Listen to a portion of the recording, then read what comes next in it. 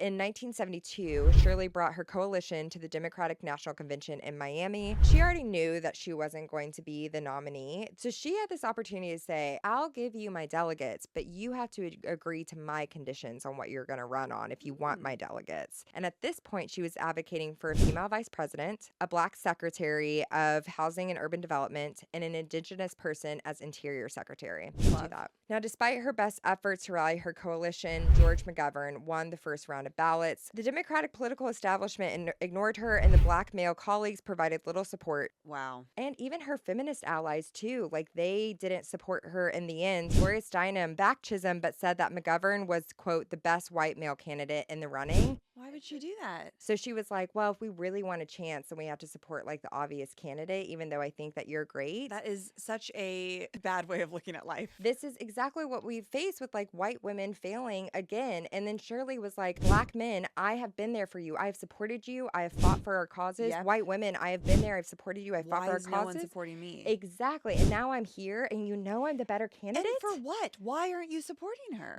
With the Gloria Steinem thing, that's white feminism, like, in a nutshell. When the coalition didn't come together, she was really hurt. Kayla Jackson, a former student of Chisholm, said, quote, the myth of a strong black woman is an easy one to buy into, because then we don't have to look at you as a real human being. It didn't mean that they didn't get tired and that they weren't human and feel the same things other people do. Wow, that is an important quote.